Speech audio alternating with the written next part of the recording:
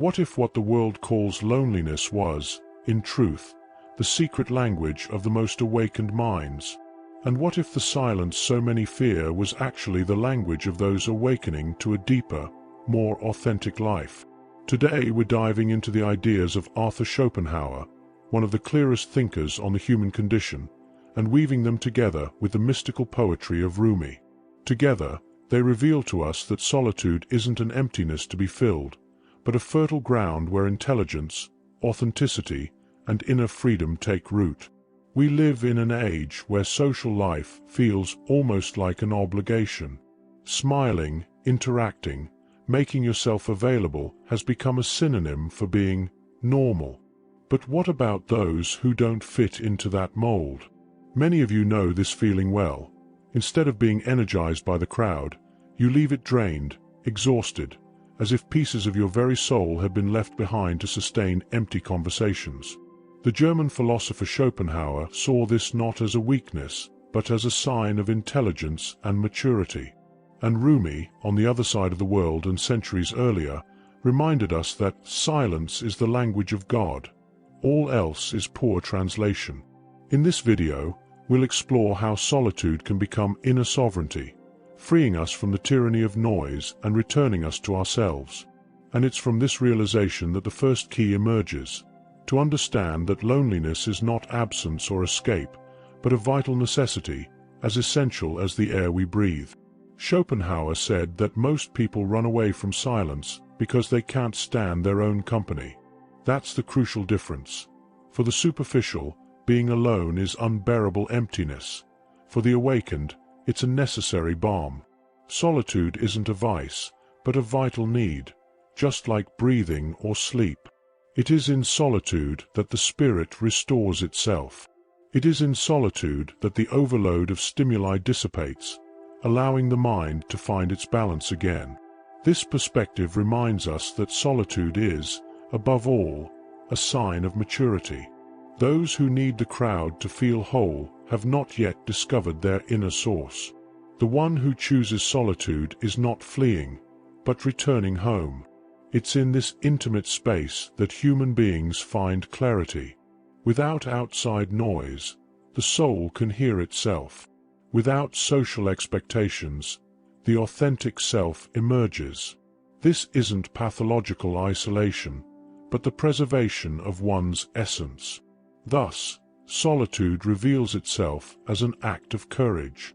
In a world that demands constant exposure, choosing silence is a gesture of spiritual rebellion. But this need for solitude doesn't appear by accident. It's deeply tied to how we perceive the world. And the sharper the mind, the greater the demand for silence and depth. Schopenhauer observed that people of great intelligence naturally gravitate toward solitude. Why? Because they see beyond the surface. Those who perceive more, feel more, and that isn't always comfortable. Shallow interactions can feel like sand in the eyes of a sharpened vision. Sensitivity gets irritated with superficiality, because the mind can no longer be satisfied with the trivial. Here we touch on something spiritual. True intelligence is not only logic or reasoning, it is expanded perception. It is the ability to see invisible connections, to sense deep meaning where others see only distraction. This heightened perception, however, comes with a cost. Too much noise becomes unbearable. The banality of social chatter turns into a burden. The intelligent individual discovers, almost out of necessity, that silence is more nourishing than empty words. Rumi gives us the key. Stay quiet, because only in silence will you find the essence. For the awakened, solitude is more than rest. It is food for consciousness. Yet this hunger for silence creates a challenge. How do you live in a world that feeds on noise and superficiality? This is where the conflict between a deep mind and ordinary society begins. Perhaps this is the sharpest point of pain. Schopenhauer said that the more intelligent a person is, the less pleasure they find in common interactions. Not because they despise others, but because their soul craves depth, and society offers only froth. The conflict is inevitable. The world demands performance, quick talk, superficial smiles. But the awakened mind yearns for conversations that touch the essence. The result? A constant sense of not belonging. Rumi, in his mystical vision, put it poetically. Don't get too comfortable with stories, with what happened to others. Create your own legend. The superficial repeat stories. The awakened seek essence. This misfit isn't a flaw, but a sign of heightened sensitivity. It shows that your soul no longer accepts being lost in distractions. Silence, though painful at first, reveals itself as an ally. It protects the depth of the mind against the corrosion of superficiality. And so the conflict becomes a choice. Either we let ourselves be molded by the noise of the crowd, or we dare to embrace the solitude that preserves our truth. And this choice inevitably transforms our relationships as well. We no longer look for the quantity of voices around us, but the rare quality of a few authentic presences. Schopenhauer saw social life as a game of masks, where most people are satisfied with shallow connections. For him, the search for quantity was a sign of mediocrity. The wise, by contrast, value quality. How often have we felt lonelier in a crowd than in the company of just a few? That's because the soul isn't nourished by physical presence, but by authentic connection. Rumi echoes this truth. Draw near only to those who lift you up. Be in the company of those who awaken the deepest in you. Spirituality shows us that the quality of our relationships reflects the quality of our inner silence. Those who learn to be alone choose better whom to be with. Those who feel whole no longer seek from others what only they can find within themselves. Thus, solitude doesn't cut us off from relationships. It prepares us for more authentic ones, because it teaches us to distinguish the essential from the superfluous. And beyond preparing us for true relationships, solitude opens another territory: creation. When we are alone, we don't just preserve ourselves, we become fertile ground for something new to flourish. History shows us the greatest creative leaps were born out of silence.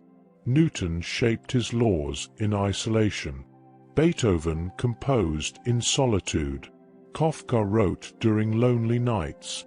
That's no coincidence.